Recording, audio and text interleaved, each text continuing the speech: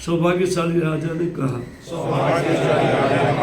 यथा जिस प्रकार संधार्यते धारणा बनाई जाती है,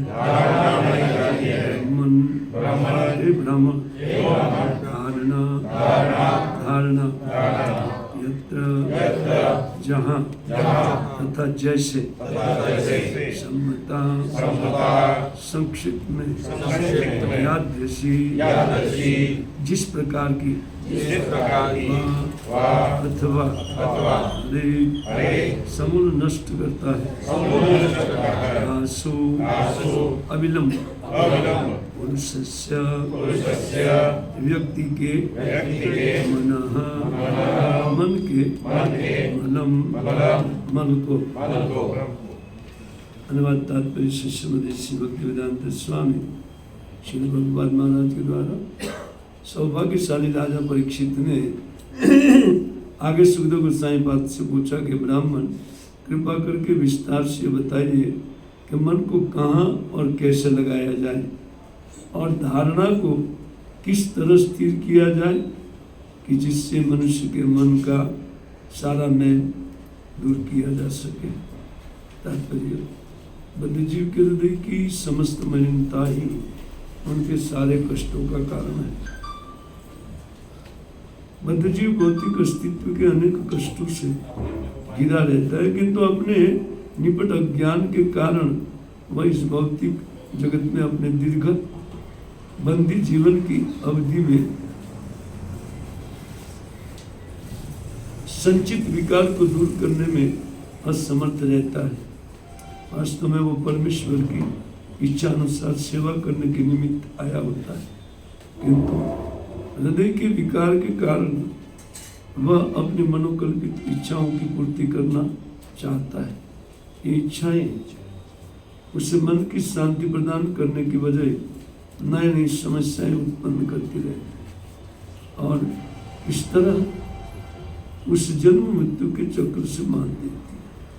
सकाम कर्म तथा प्रयोग सिद्ध ज्ञान का यह मल परमेश्वर की संगति के द्वारा ही दूर किया जा सकता है। सर्वशक्तिमान होने के कारण श्री भगवान अपनी अचिंत शक्तियों द्वारा अपना सानिध्य प्रदान कर सकते हैं। अतएव जो लोग परम के साकार रूप में श्रद्धा दर्द नहीं कर पाते, उन्हें श्री भगवान के विराट रूप का अर्थात श्री भगवान के वैश्विक निर्विशेष रूप का सानिध्य प्राप्त करने का अवसर प्रदान किया जाता है। श्री भगवान का विराट निर्विशेष रूप उनकी असीम शक्तियों का रूप है।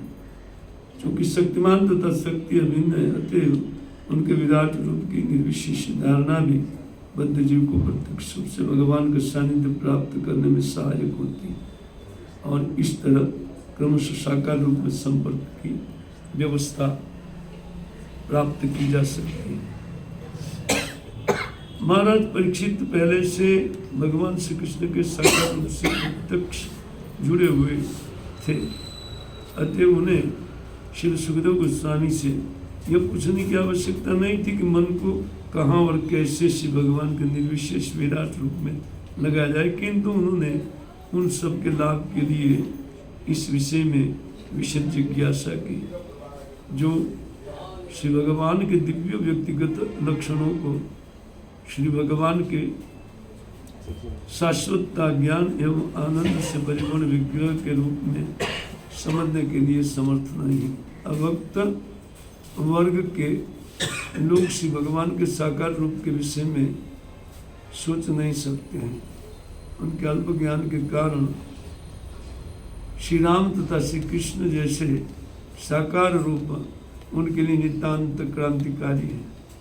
उन्हें श्री भगवान की शक्ति का बहुत ही कम अनुमान होता है। श्रीमद् भगवद गीता 9:11 में स्वयं श्री भगवान ने ये बताया है कि अल्पज्ञ लोग पूर्ण पुरुषोत्तम भगवान को सामान्य व्यक्ति मानकर उनका उपहास करते हैं। ऐसे व्यक्ति भगवान की अचिंत शक्ति से अनभिज्ञ होते हैं। श्री भगवान अपनी अचिंत शक्ति से मानव समाज में या जीवों के अन्य समाज में विचरण करते हुए भी अपने दिव्य पद से बिल्कुल हटे बिना वही शक्तिमान भगवान बने रहते हैं। अतः ऐसे व्यक्तियों के लाभ के लिए जो श्री भगवान के साकार दिव्य स्वरूप को स्वीकार करने में असमर्थ रहते हैं। अतएव परीक्षित ने श्री सुखदेव गोस्वामी से पूछा कि प्रारंभ में मन को श्री भगवान पर किस तरह स्थिर किया जाए, और गोस्वामी जी ने उनका निम्नवत विस्तार से उत्तर दिया। अमज्ञानतिमिरन्दस्य ज्ञानाञ्जनशलाकया चक्षुरुन्मीलितं येन तस्मै श्रीगुरुवे नमः। श्रीचैतन्यमनोभीष्टं स्थापितं येन भूतले स्वयं रूपकदा मह्यं ददाति स्वपदान्तिकं। वन्देऽहं श्रीगुरुं श्रीयुतपदकमलं श्रीगुरून् वैष्णवांश्च श्रीरूपं साग्रजातं सहगण रघुनाथान्वितं तं साद्वैतं सावधूतं परिजनसहितं कृष्ण चैतन्य देवं श्री राधा कृष्ण पादान सहगण ललिता श्री शांकरविद मुखं करोति वाचालं भंगुं लंघयते गिरिं यत्कृपातमं वन्दे परमानन्दमाधवं। जयतं श्रुतपङ्गौरममन्दमतिर्गति मत्सर्वस्य पदाम्बोजो श्रीराधामदनमोहन वाञ्छाकल्पतरुभ्यश्च कृपा सिन्धुभ्येव च पतितनं पावनेभ्यो वैष्णवेभ्यो नमो। श्री कृष्ण चैतन्य प्रभु नित्यानंद श्री अद्वैत गदाधर शिवासादि श्री गौर भक्तवृंद। हरे कृष्णा कृष्ण कृष्ण हरे हरे हरे राम राम राम हरे हरे हरे कृष्ण। तो आप लोग का उत्साह देख करके वक्ता का भी उत्साह बढ़ता रहता है, श्रोता का उत्साह देख करके। ये बहुत हमारे लिए बहुत शुभ है कि कृष्ण कथा में इतनी जो रुचि है, वो रुचि ही हमारे भीतर के मन को साफ करेगी। ये दूसरे के लिए पूछा गया है, भक्ति के लिए नहीं पूछा गया।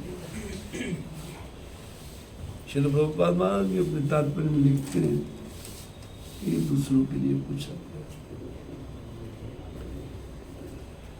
लेकिन प्रश्न बहुत अच्छा है उन लोग के लिए जो लोग के चित्त में भगवान की धारणा नहीं है।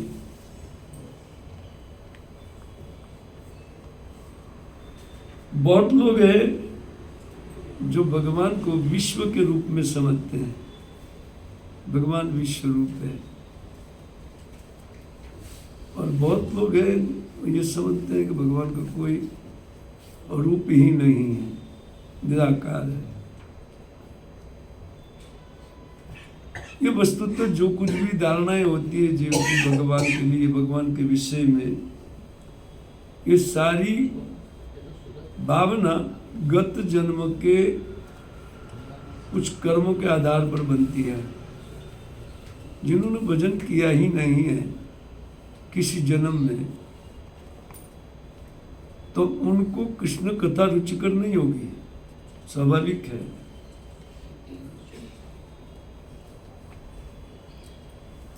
उनको सांसारिक कथा में ज्यादा रुचि होता है। हम देखते हैं ना, बहुत कम लोग हैं जिनको कृष्ण कथा में रुचि है।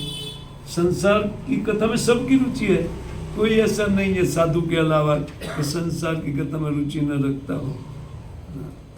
तो जितना भी बैठ करके कीजिए वो सुनते रहेंगे, और संसार की नई नई बातों को अपना अनुभव भी बताते रहे। आप ठीक कह रहे हैं, आप ठीक कह रहे हैं। न तो वो ठीक कह रहा है और न तो ये ठीक विचार कर सकता है इनके ऊपर, क्योंकि ठीक विचार किसको बोलते हैं? ठीक विचार जो सुखदेव गोस्वामी पाद के पास है और परीक्षित महाराज के पास है। लेकिन नाना प्रकार के ऋषि मुनि एकत्रित हुए थे उस सभा में। उनमें से प्राय दार्शनिक थे, ऋषि थे, फिलोसॉफी को जानते थे। वेदव्यास महाराज के पास अध्ययन किए हुए लोग भी बैठे हुए थे। स्वयं वेदव्यास नारद जी स्वयं बैठे हुए थे उन सभा में। तो सुखदेव गोस्वामी पाद के पास जो ये प्रश्न किया गया है वो बहुत सोच समझ करके किया गया। और महाराज का इस प्रकार का प्रश्न होता है, जब कोई बात ऐसी आती है तो श्री परीक्षित महाराज प्रश्न पूछ लेते हैं। उनको पूरा पूरा पूरा नॉलेज है परीक्षित महाराज को, फिर भी प्रश्न पूछा कि जो मृत्यु के निकट व्यक्ति उनको क्या करना चाहिए। यह हमारे लिए पूछा गया है, क्योंकि मरण के अलावा मानते नहीं है, मरेंगे तब मानेंगे कि ना मृत्यु है। क्योंकि पहले मान ले तो साधन चालू करेगा बचने का। जो लोग के पास साधन नहीं है वो मानते ही नहीं मृत्यु को। और उल्टा जब ऐसी कोई बात करते हैं कि मरण को बीच बीच में देखते रहते, बोले क्यों याद कर रहे हैं, ऐसी बातों को याद मत करो। एक बार मैंने एक जगह में बोला था, मुझे बोला आप 2 मिनट थोड़ा आशीर्वाद देना है। तो मैं बोला ये गृहस्थाश्रम अंतिम आश्रम है, मैं अंत्येष्टि नहीं बोला, बाकी उनके बाद में संस्कार रह जाता है अंत्येष्टि, बस 12 संस्कार व्यक्ति को पूर्ण होता है विवाह में, और विवाह के बाद केवल अंत्येष्टि रह जाता है। एक ही संस्कार रहता है, अंत्येष्टि संस्कार। इसलिए ये अंतिम संस्कार है। विवाह किया बस अंतिम संस्कार, सब कुछ गया, अंतिम संस्कार। अब जो संस्कार होता है तो दूसरे आने वाले जीव के लिए, अगर बाधा इत्यादि जो कुछ ले वो तो आने वाले जीव के लिए होता है ना, वो व्यक्ति के लिए नहीं होता है। तो लोग उनको बहुत पसंद नहीं करते हैं ऐसी बातों को, क्योंकि वो स्वाभाविक जीव को पसंद नहीं है मृत्यु। तो जब नहीं पसंद है तो उनको टालने का उपाय तो करना चाहिए ना। तो नाना प्रकार के दार्शनिक लोग, उनके ऊपर अनेक अनेक प्रकार का दुनिया में विचार है। कुछ लोग बोलते उनकी चिकित्सा है ही नहीं, लेकिन वेद को जानने वाले व्यक्ति चिकित्सा पूछते हैं और वेदों से उत्तर मिलता है कि मृत्यु की चिकित्सा क्या है। पर जो निदान पूछता है डॉक्टरों के पास, उनको मिलता है ना। जब निदान ही नहीं कराएंगे तो क्या चिकित्सा कराएंगे, है कि नहीं। इससे दार्शनिक लोग उनको बोलते हैं जो निदान पूछते हैं कि क्या करना चाहिए। देखो ये परीक्षित महाराज ने ये उन लोग के लिए पूछा है ना, और पूछने का तरीका भी देखिए कैसे पूछा है। उनको कहते हैं कि धारणा किस साधन से किस वस्तु में किस प्रकार की होती है, बताइए। श्लोक से यही मालूम पड़ता है।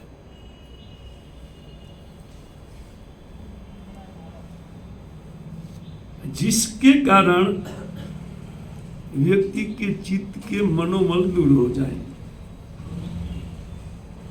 अमान्य नहीं है ये बातें, पर सुखदेव गोस्वामी पाद जो प्रश्न उठाते हैं वो प्रश्न नितांत हम सब मनुष्यों के लिए बहुत काम की बात है। हम भक्ति करते हैं तो हमको तो चिकित्सा हमारी चालू है,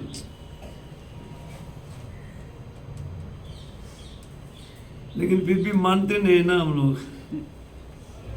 नहीं मानने का कारण है नाना प्रकार का शंकाओं का समाधान नहीं मिलता है। जैसे वो ऋषि मुनि, उसी प्रकार का हम लोग हैं।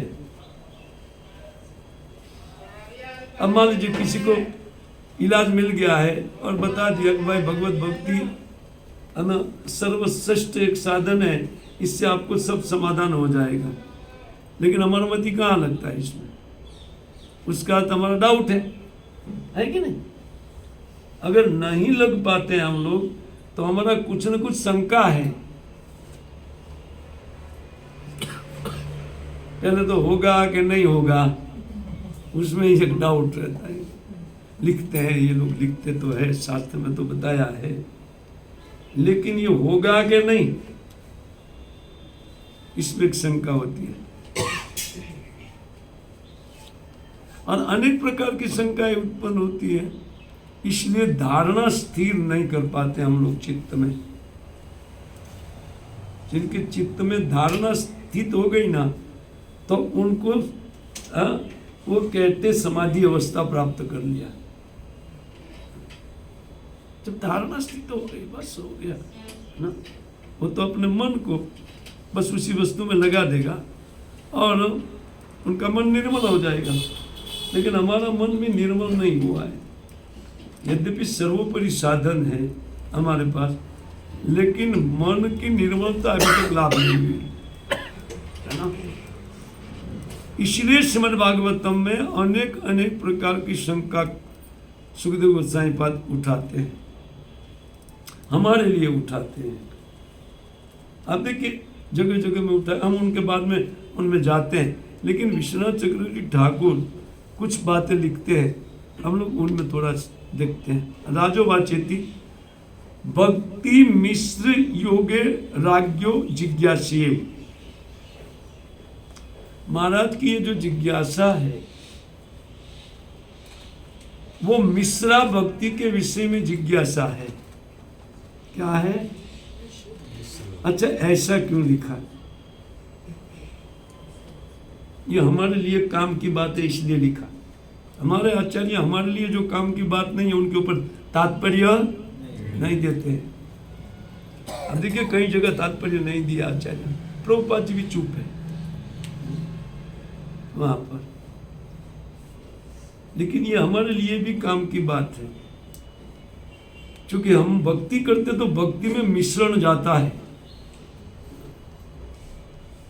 मिश्रा भक्ति हम लोग करते हैं, विशुद्ध भक्ति नहीं करते हैं। जिनको एकांती की भक्ति बोलते हैं वो हमारे पास नहीं है। विधि भक्ति कार्य में मिश्रण रहता ही है। इसलिए ये कहते हैं कि ये भक्ति विषय प्रश्न है। सबसे पहले तो कहते हैं भक्ति विषय के राजोवाचेति भक्ति मिश्र योगो राज्यो।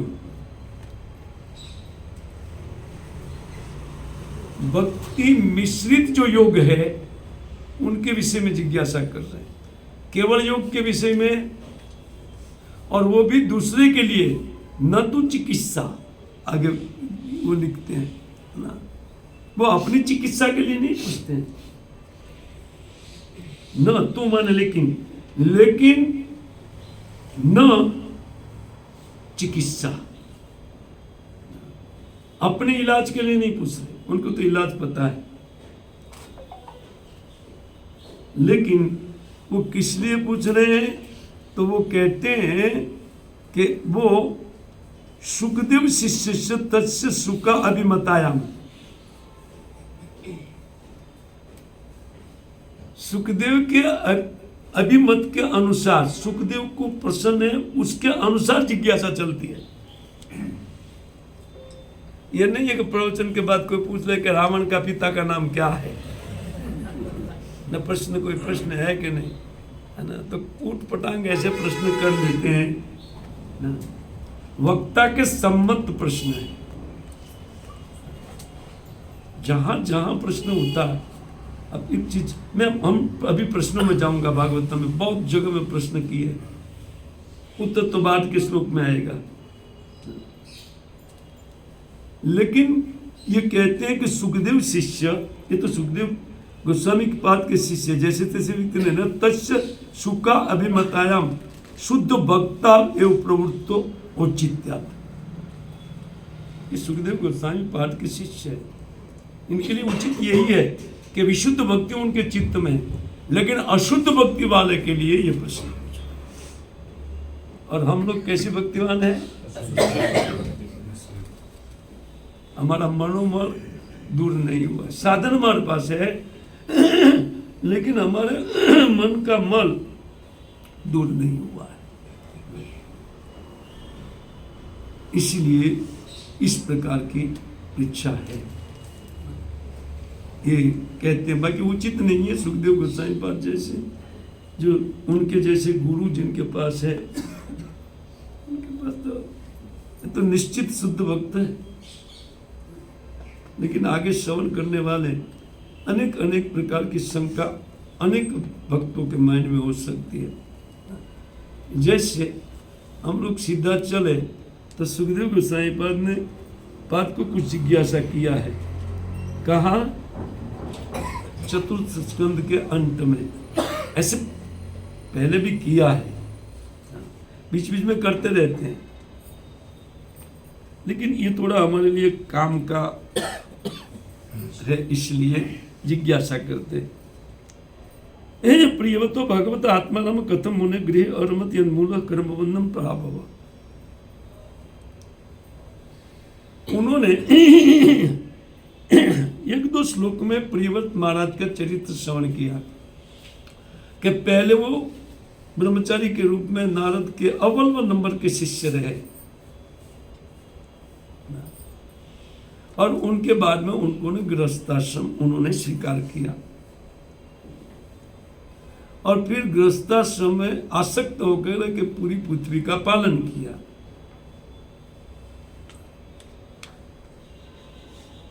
और एक सामान्य व्यक्ति की तरह अपने ऐश्वर्य को सिद्ध करने के लिए 7 दिन रात्रि नहीं होने दिया। सूर्य जैसे अस्त होता था तो उनका रथ चढ़ता था एक दूसरे सूर्य की तरह। ये सब बातें कुछ जचती नहीं थी महाराज, और हम लोग को नहीं जचेगी। भाई क्या जरूरत है एक भक्त को ये सब स्टंट करने की, नाटक करने की?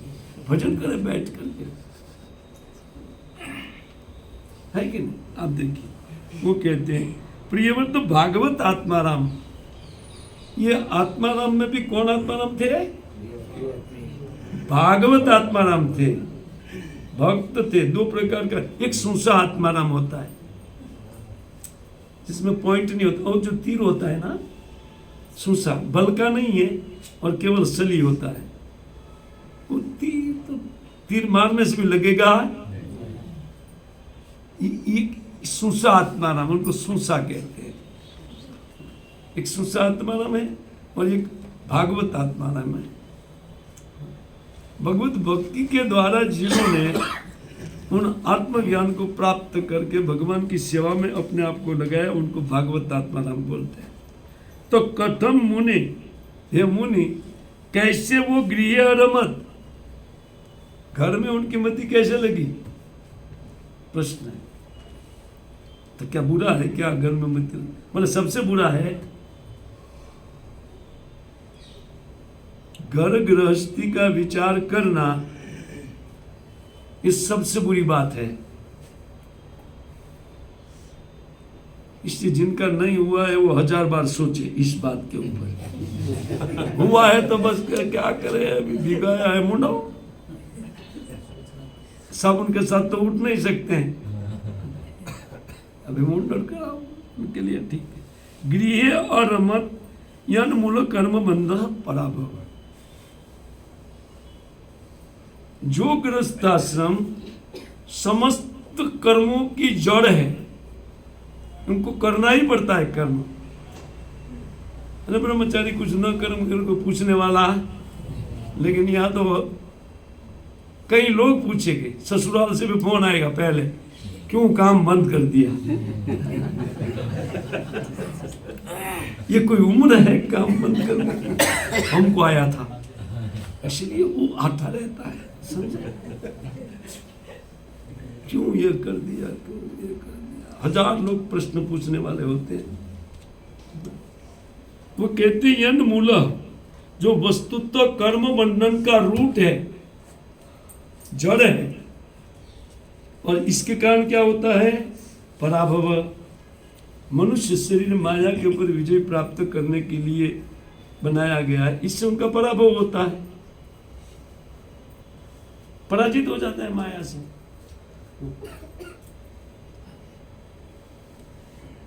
अब देखिए प्रश्न एक तो किया, फिर दूसरे में पूछ रहे कि न नूनम मुक्त संज्ञानम तादृशनम ऋषभ,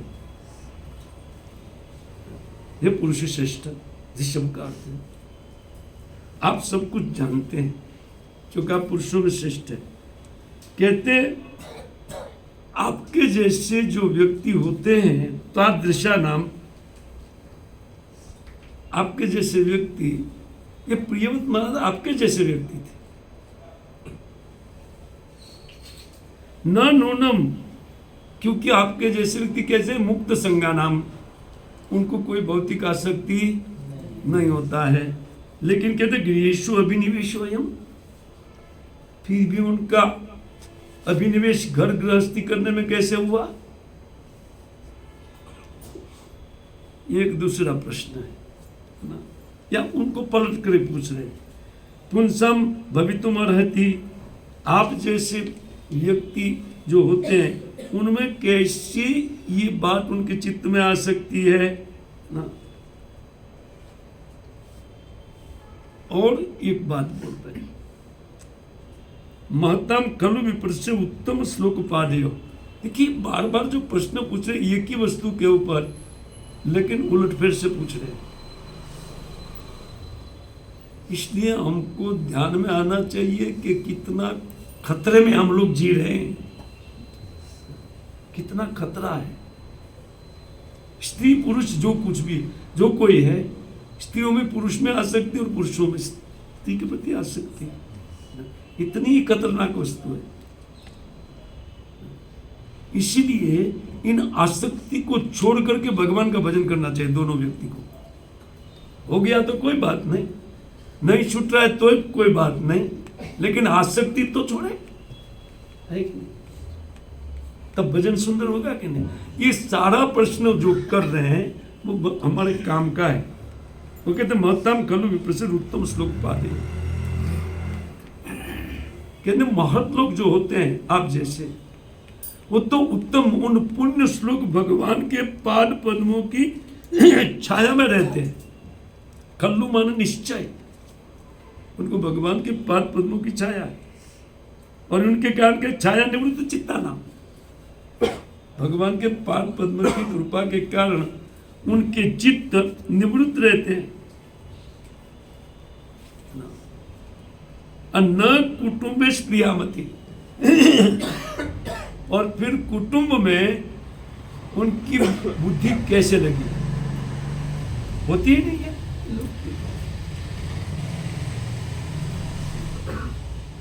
एक ब्रह्मचारी जब विवाह कर ले तो बहुत सारा प्रश्न उठ सकता है इस प्रकार का, लेकिन भाई कलयुगी ब्रह्मचारी कर ले तो उनके लिए कोई प्रश्न की बात नहीं है, क्योंकि वो प्लान में ही रहते हैं भजन करते हुए भी। दिमाग में ऐसे माया आ जाती है। छोटे छोटे बच्चे लोग लेकर के तिलक किए हुए बच्चे और धोती बोती पहने, छोटी सी धोती पहना है, तो ब्रह्मचारी बोला मैं खामखा के रूपा वस्त्र पहन लिया। अरे दूसरे लोग को मैं भक्त बनाता था, हमारे पास हमारे लोग आकर के भक्त बनते थे, कितना अच्छा लगता है। इसलिए बस ये धीरे से आने वाला विचार फिर खतरे में परिवर्तित हो जाता है। लेकिन जो लोग कहते हैं कि भगवान के पाद पद्मों की छाया प्राप्त कर चुके हैं, प्रियव्रत महाराज के लिए है, वो सामान्य ब्रह्मचारी नहीं है। अच्छा, वो कहते हैं कि एक तो ये संशय है, दूसरा संशय महान ब्रह्मन दारागार सुतादि सक्त सिद्धि अभूत कृष्ण चमति रचुता। और इससे भी महान बात ये शंका हो रही है कि फिर घर गृहस्थी में रहते हुए भी उनकी मति कृष्ण में कैसे अच्युत रही। भाई घर गृहस्थी में रहते हुए भी अगर भगवान में बुद्धि रह गई, ये एक बहुत बड़ी शंका है। नहीं रहती है ना? कौन गृहस्थ बोलते हैं ये, इसके ऊपर क्या बोलते हैं गृहस्थ लोग? बहुत गृहस्थ लोग बैठे, सारे गृहस्थ ही है।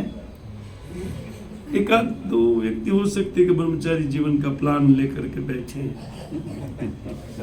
वो भी निश्चय नहीं, आगे उनका प्लान बदली हो जाता है।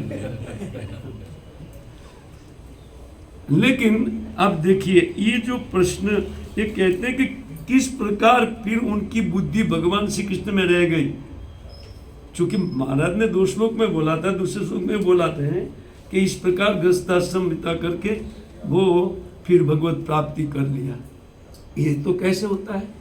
हमारे लिए बहुत काम की चीज पूछे है कि नहीं?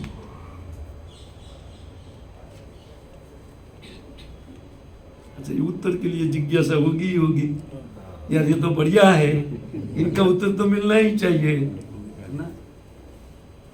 सुनना है तो दे दूं, बाकी मैं प्रश्न लेना चाहता हूं, क्योंकि यहाँ प्रश्न है, इसलिए मैं प्रतिबंध करना नहीं। आप सुनना चाहते तो उत्तर दे देते, 1 श्लोक में दिया है।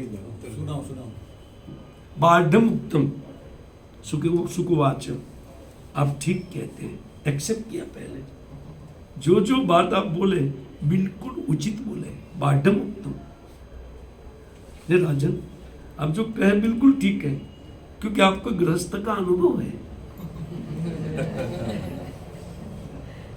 इससे आप जो कुछ भी कहे वो ठीक है, आपके लिए ठीक है, उचित है, आपके लिए पूछ रहे।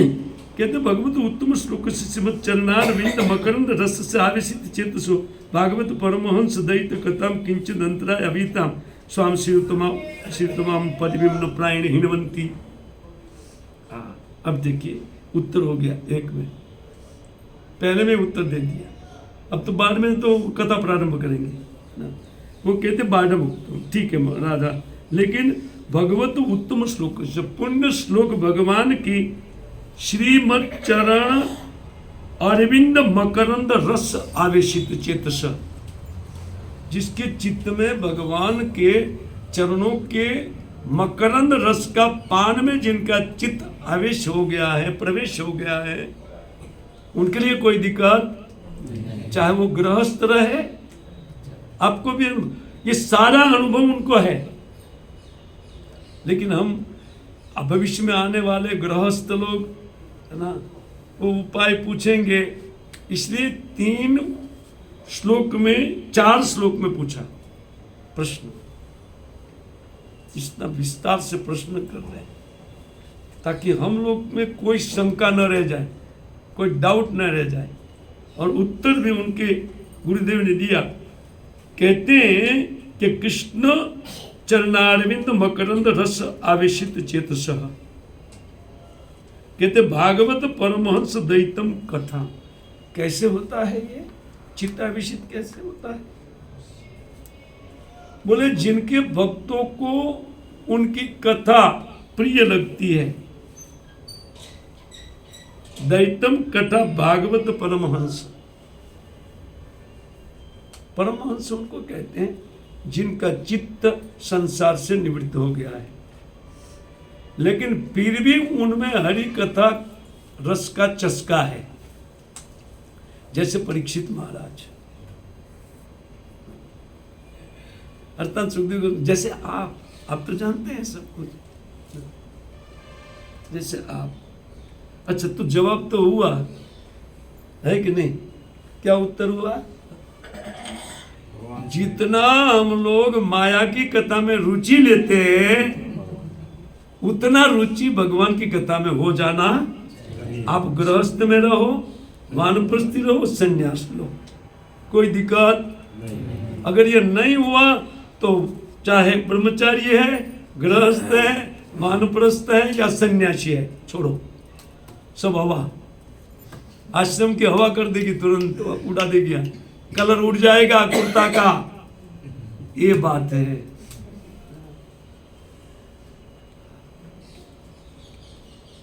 गोविंद, थोड़ा ध्यान से विचार पूर्वक, 1-2 आदमी बैठे हैं जो ब्रह्मचारी विचार सकते हैं, लेकिन हरि कथा में रुचि कैसे? विचार का क्या फायदा है?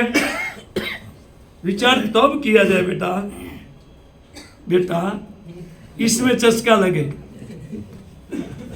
और कैसा चस्का? खाने में उतना आनंद नहीं आता है जितना आनंद हरि कथा में होता है। इतना चस्का, कितना चस्का?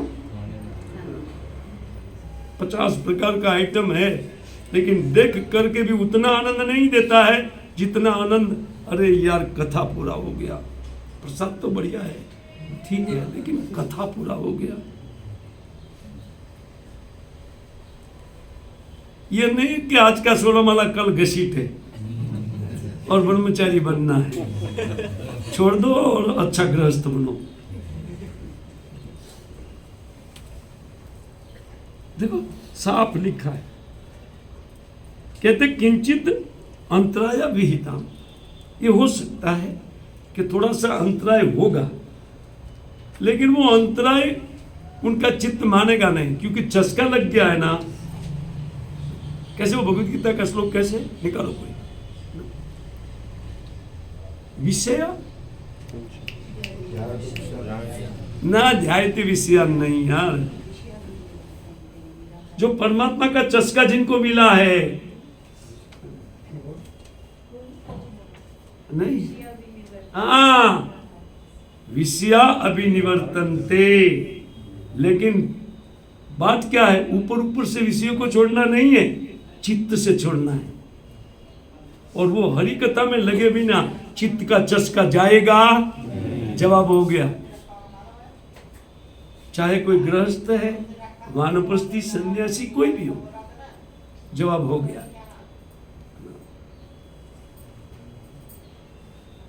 कितना सुंदर जवाब दिया है ना। वो कहते हैं स्वाम शिव तमाम पदवी न प्रायण हिनवंती, प्राय माना लगभग, ये बताया जाता है कि उनकी पदवी से वो अंतराय आने पर भी उनकी बुद्धि हटेगी नहीं। लेकिन जिनका चस्का है, नहीं चस्का है, तो वो लोग चस्का लगाए, क्या कराए, और चस्का लगाने के लिए कुछ भी छोड़ना पड़े, रेडी रहे।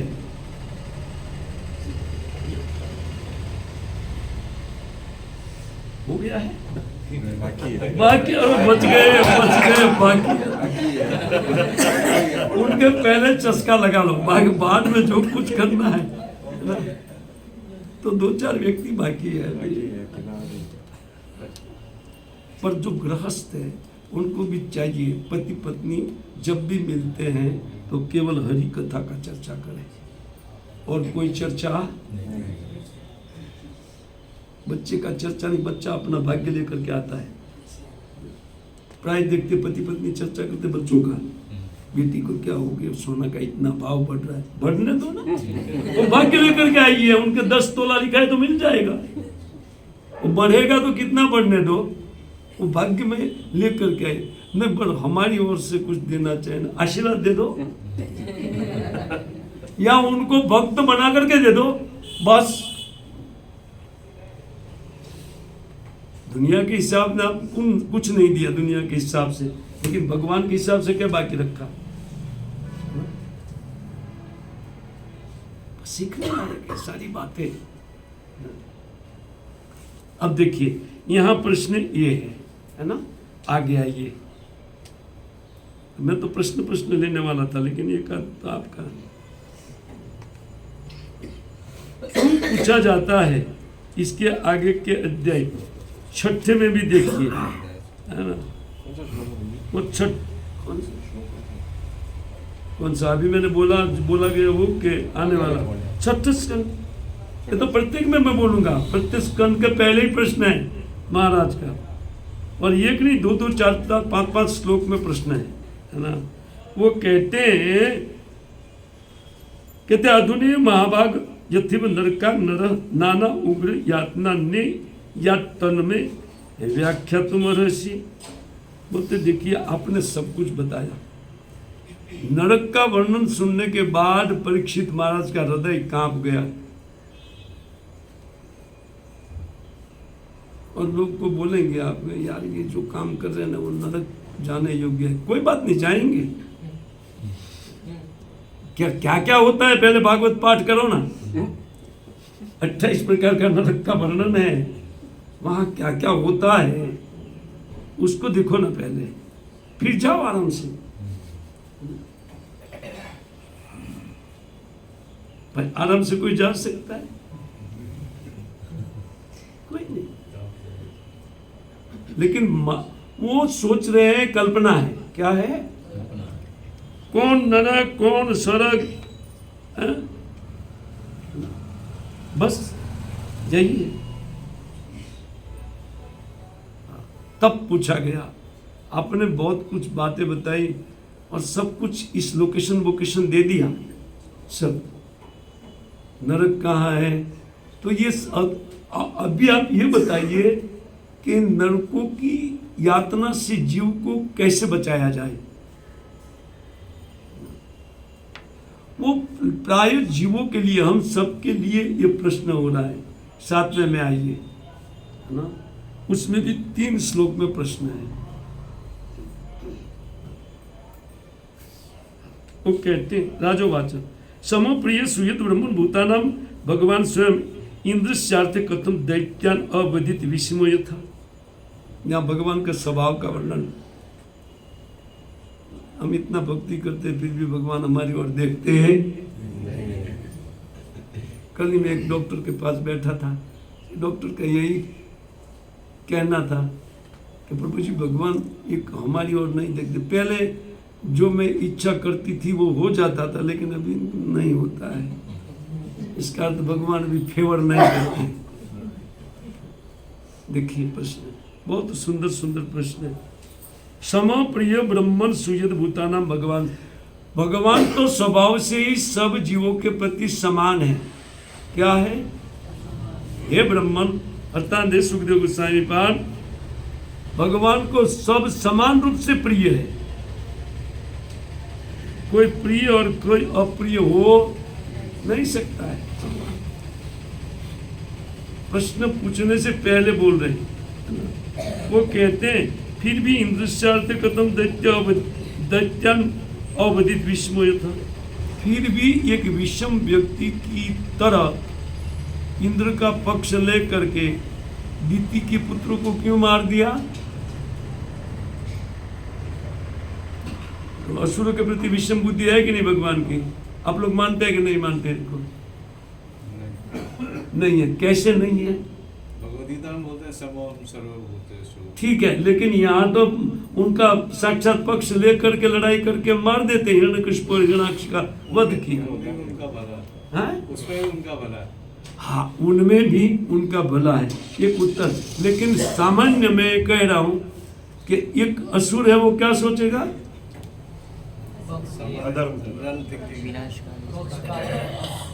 वो तो बोलेगा भगवान इंद्र से सुपारी ले लिया है। भगवान सुपारी लेना चालू करेंगे, मर जाएगा पूरा जगत। सुपारी मिला है, कुछ नहीं कुछ। भगवान कभी सुपारी नहीं लेते हैं। देखो देखो प्रश्न पहले कहते हैं विषमो यथा, जैसे कोई विषम स्वभाव मनुष्य में होता है। किसी को अपना मित्र मानते हैं और किसी को अपना शत्रु मानते हैं। ये विषमता होती है, लेकिन भगवान में तो विषमता है। समः कहते हैं प्रिय, सब लोग एक समान रूप से भगवान को प्रिय है स्वभाव से। क्या लिख रहे हैं? स्वयं भगवान, स्वयं का तो स्वभाव से, ये तो भगवान का स्वभाव है। तो ये विश्व कैसे दिखाई पड़ा? नहीं है ऐसे अर्थ से सुरगणे साक्षात निश्चय आत्मना। एक बात दूसरी है कि अगर असुरों का डर है भगवान को, तो असुर का देवता का पक्ष लेकर के फिर उनको मारने की चेष्टा करेंगे। लेकिन कहते हैं नितराम मंगलमय भगवान को निश्चय आत्मना, साक्षात प्रत्यक्ष, उनको कोई भय नहीं है। कहते इसलिए ये सूर्य गणों से उनका क्या स्वार्थ है? कोई स्वार्थ नहीं हुआ। देखो सब कुछ समझ रहे हैं महाराज परीक्षित, फिर भी प्रश्न हो रहा है। हमारे चित्त में प्रश्न उठ रहा है, भगवान हमारे ही लिए ये व्यवस्था क्यों नहीं करते? क्योंकि इस व्यवस्था से हमारी बुद्धि बिगड़ जाएगी, इसलिए व्यवस्था नहीं देते। एक तो भगवान को उंगली पर गिनने वाले भक्त ही मिले हैं पूरे संसार। जो संसार किस लिए बनाया है? भक्ति कराने के लिए, दूसरा कोई उद्देश्य नहीं है। लेकिन भक्तों की रक्षा नहीं करेंगे भगवान, कैसे करेंगे? उनको नहीं दे करके करेंगे। क्या नहीं दे करके? माया नहीं दे करके। माया क्या है? धन ऐश्वर्य सुत सीबी एडमान मद अपमान, है ना? कुंती जी प्रार्थना कर रही है और हमारी इच्छा होती है थोड़ा धन मिल जाए, बाद में भजन करेंगे, थोड़ी व्यवस्था ठीक बना ले, उनके बाद में, या बच्चों का विवाह दे करके बाद में देखेंगे क्या क्या करना है। और फिर भी देखेंगे तो ठीक है, लेकिन फिर भी घर में बैठ करके सलाह देते रहते हैं, यह करो वह करो, और घर वाले बोलते हैं यार ये मरता भी नहीं है, इनको कोई मंदिर ले जाओ यार, मंदिर भी नहीं जाता है, इनको ऊपर बैठी हुई है बिल्कुल, यह कर वह कर। बच्चों को कुछ नहीं, उनके हिसाब से जीने देना चाहिए, अपनी भक्ति भी डिस्टर्ब होगी। वानप्रस्थों को चाहिए कि बच्चों को फोन करके भी डिस्टर्ब न करें, चलना जैसा चलता है। बहुत सुंदर शिक्षा है। देखो प्रश्न जो किया जा रहा है, क्योंकि हमारा लगाव जहां है उस विषय में उनको हम सुखी देखना चाहते हैं, लेकिन वो करोड़ों पाप करके आपके घर में आया है, वो कैसे सुखी रहेगा? और आप उनमें आ सकते हैं तो आप कैसे सुखी रहेंगे? आपका भजन कैसे बढ़िया चलेगा?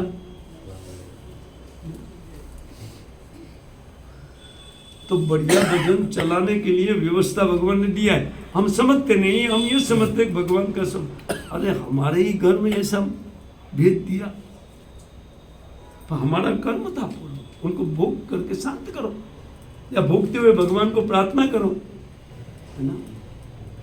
कर जाएगा। इसको धैर्यवान भक्त बोलते हैं। बहुत बहुत बातें भागवतम में सीखने लायक है गृहस्थों के लिए। ये भागवतम प्राय गृहस्थों के लिए है, क्योंकि भगवान जानते हैं कलयुग में प्राय गृहस्थ ही होंगे, और नहीं तो आगे प्लान करके लोग ब्रह्मचारी आश्रम में प्रवेश करेंगे, योजना तो होगी। इसलिए देखिए कहते साक्षात निःशेष आत्मन, महाराज जानते हैं सब कुछ, लेकिन हमारे लिए पूछ रहे हैं कि इतना नित्य मंगलमय मूर्ति भगवान जिनका मृत्यु ही नहीं है, उनको क्या असुरों से भय? भाई किसी से भय है किसी को, तब जिनसे भय है उनके शत्रु के साथ मिल लेंगे, है ना? अपने शत्रु का जो शत्रु है उनको मित्र बनाएंगे व्यक्ति, क्योंकि दोनों मिलकर के खत्म करेंगे। लेकिन भगवान का तो ऐसा है नहीं, है ना? अब और कुछ नैवा असुरभ्यो विद्वेषो नो उद्वेगश्च अगुणस्य ही, और दूसरा नैवा असुरेभ्यो उद्वेग, असुरों से कोई भय नहीं है, क्योंकि जिनका मृत्यु ही नहीं है उनको क्या भय है? देखिए वो कहते हैं कि नो उद्वेगश्च अगुणस्य, भगवान गुणातीत है, अगुणस्य, उन गुणातीत भगवान को गुणों के अंतर्गत रहने वाले लोगों से क्या भय है? हमको है, क्योंकि हम लोग अभी विधि भक्ति कार्य है, इसलिए हमको बहुत बड़ा भय है। भगवान को भय नहीं है। फिर भी इंद्र का पक्ष लेकर के इति न सुमहाभाग नारायण गुणान प्रति संशय, ये महाभाग आपकी बुद्धि विभाग कर सकती है, मेरी बुद्धि विभाग नहीं कर सकती। अर्थात पीछे वाले जो बैठे हैं ना, उनकी बुद्धि में बात नहीं आएगी। भगवान का ये विषम स्वभाव दिखाई पड़ रहा है संसार में।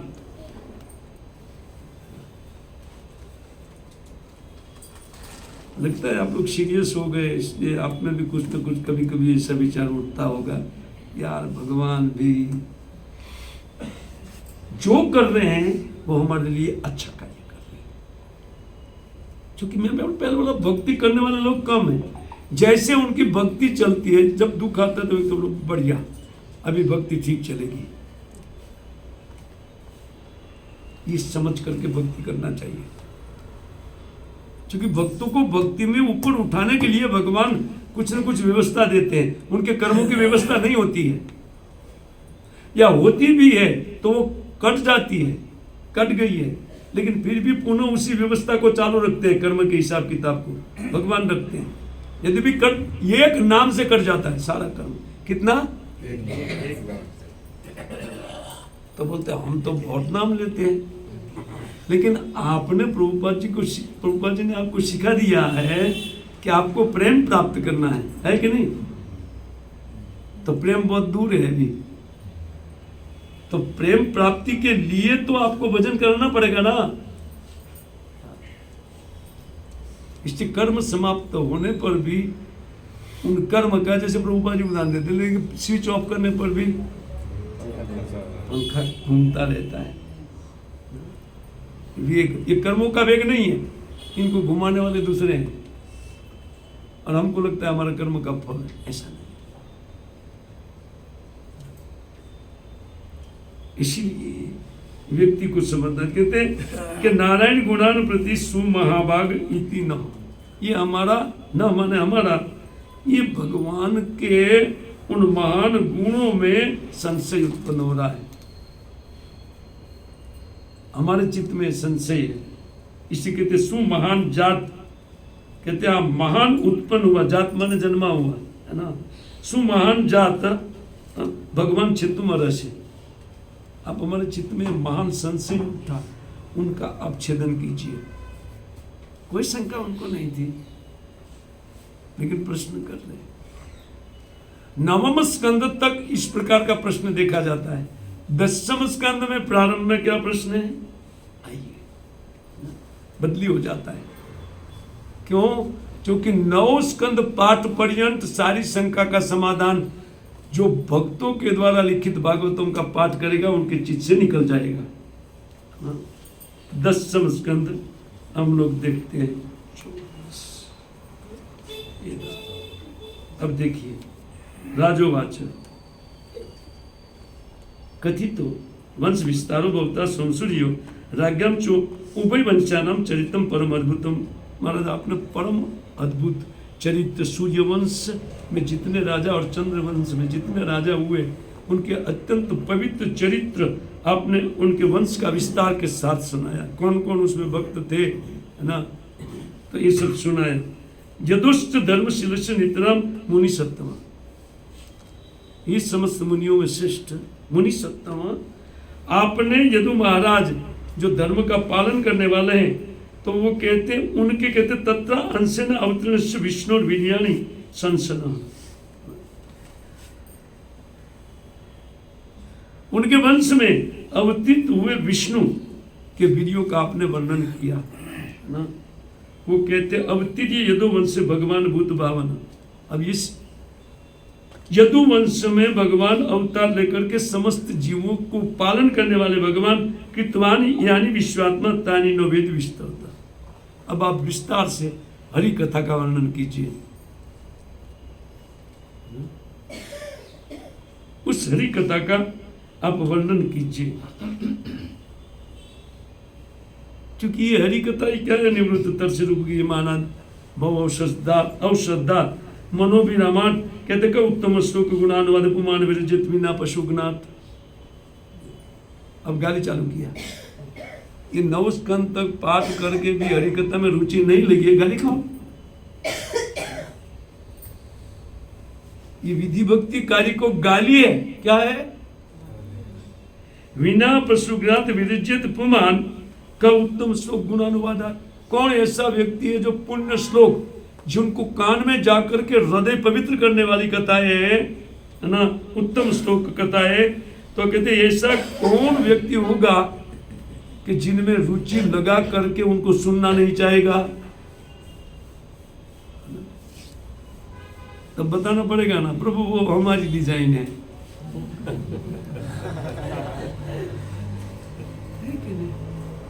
गोविंद है ना डिजाइन। ये हमारी डिजाइन की बात है। और हरि कथा कैसी है पहले बता दिया, निवृत्त तरसे,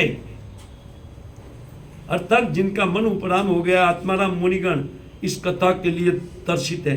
कथा नदी जो कथा सुनना है, जिनको कुछ नहीं लेना देना है ना, वो कहते वो भी इन हरि कथा में रुचि, कहते उपगीय मानार्थ है ना, उपराम हो गए, वो ही बहु औषधि शोट मनोविरामान, जो ये जन्म मृत्यु रूप भव रोग से पीड़ित है उनके लिए महा औषध है, और मुक्त हुए उनके लिए टॉनिक है, जितना पिएगा तगड़ा होता जाएगा। और हमारे लिए ये औषधि है ना। और कैसे मनो अभिरामान, वो सबके मन को रमा देने वाली कथा, कृष्ण कथा ना? लष्टी से लष्टी व्यक्ति उनको सुनना चाहेगा, है कि नहीं?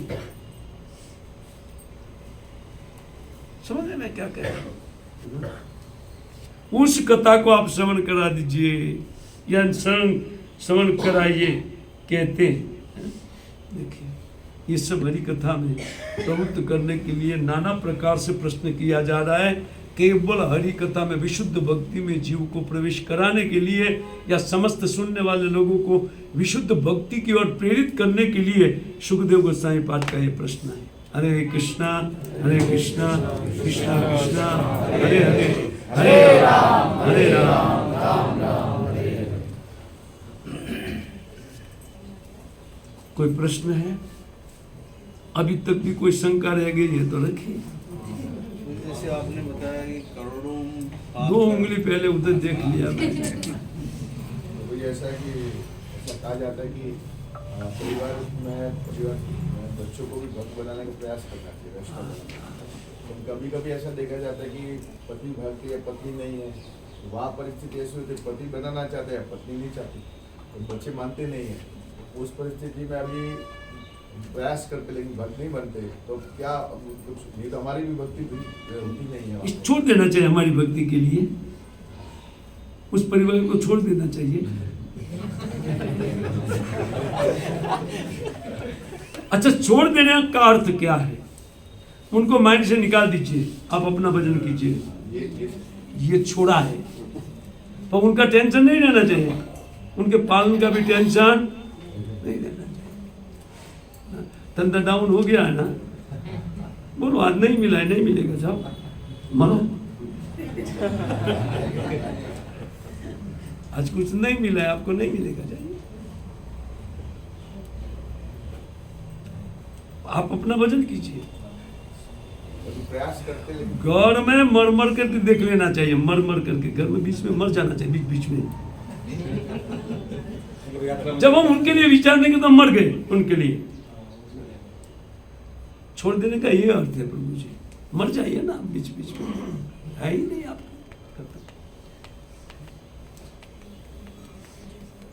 और क्या जिज्ञासा थी? जवाब प्रभु ऐसे ही आएगा, विचार सोच करके प्रश्न कीजिए। स्त्री पुरुष की आसक्ति जो छोड़ने की बात आई है, हाँ जी, पुरुष से आसक्ति छोड़ देना चाहिए। हम लोग जो भजन करते हैं, सुबह जो मॉर्निंग प्रोग्राम है, भगवत ये अपने मंगला आरती है, उसके बाद में जब गुरु पूजा है, हम लोग भागवतम क्लास अटेंड, उसके बाद में हम जो बाहर जाते हैं, भक्तों का संग रहता है, तो उतना हमारे ये नहीं रहता है। और फिर हमें वही आता है कि स्त्री पुरुष की आसक्ति आती है, उनके लिए कमाना है, उनके लिए ले जाना है, वो क्या मांगेंगे क्या नहीं मांगेंगे, बराबर है। तो जो आ सकती है वो जा भी सकती है ना, जो आ सकती है डेली आ सकती है, तो डेली जा भी सकती है ना, उसको डेली निकालने का प्रयत्न करो, निकल जाएगी एक दिन। लेकिन उपाय क्या है? हरि कथा श्रवण और कीर्तन, तीसरा कोई उपाय नहीं है। और कोई जिज्ञासा? जैसे कोई भी जीव करोड़ों पाप कर्म करके जैसे मेरे घर में आया है, तो मेरे भी कोई ऐसे पाप कर्म होंगे जो मेरे घर में हुआ है? तभी तो कर्म बंधन है ना, तो आए तो उनको भोग लेना चाहिए शांति से, उद्विग्न नहीं होना चाहिए। मैं भक्त हूँ तो मेरे ही घर में ऐसा क्यों है, एक कंप्लेंट नहीं ले जाना चाहिए कभी भी। ये मेरा सद्भाग्य है कि एक पुत्र या पुत्री के कारण मेरा वैराग्य उत्पन्न हो रहा है, इसको देख लेना चाहिए। और कोई जिज्ञासा?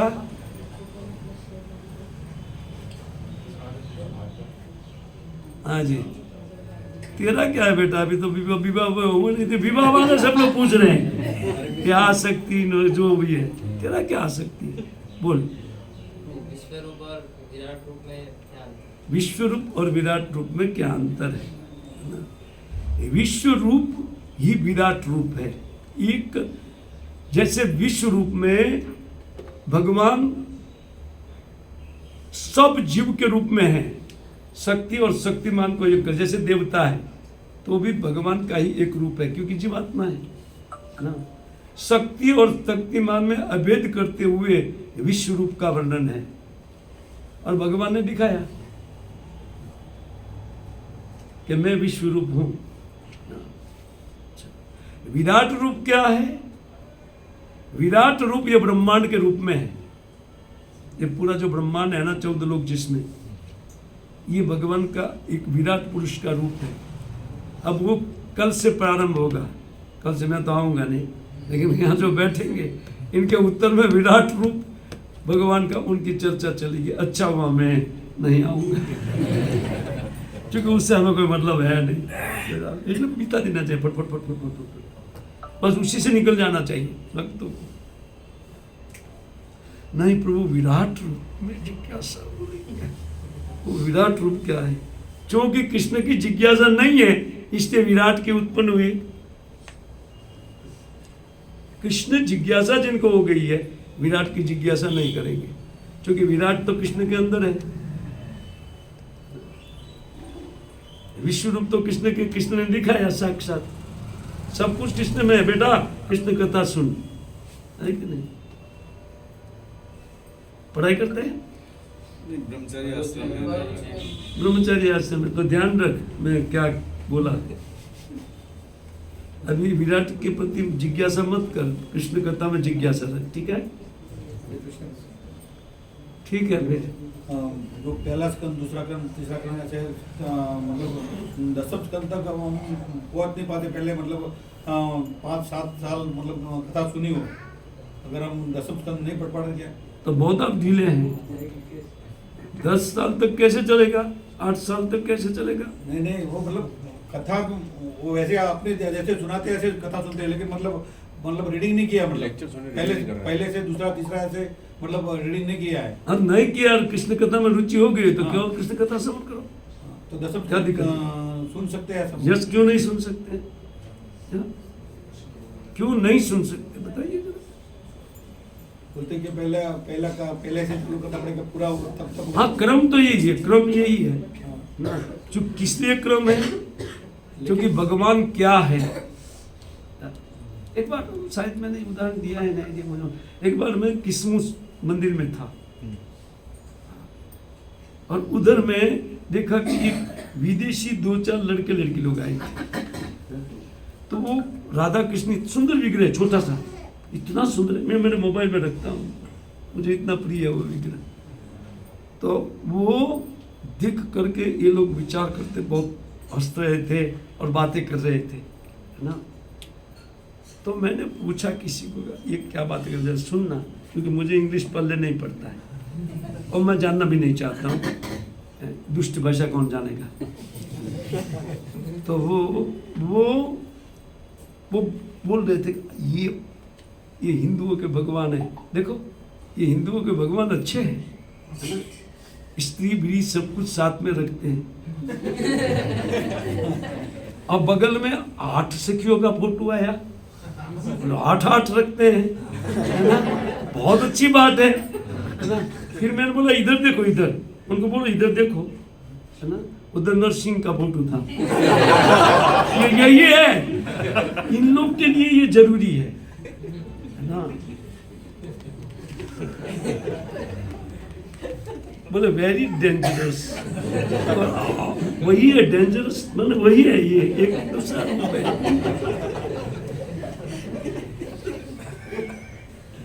तो ये ठीक है, ग्रंथराज श्रीमद् भागवतम की जय, श्रील प्रभुपाद की जय, निताई गौर हरि प्रेमानंदे ग्रेस प्रभु की जय।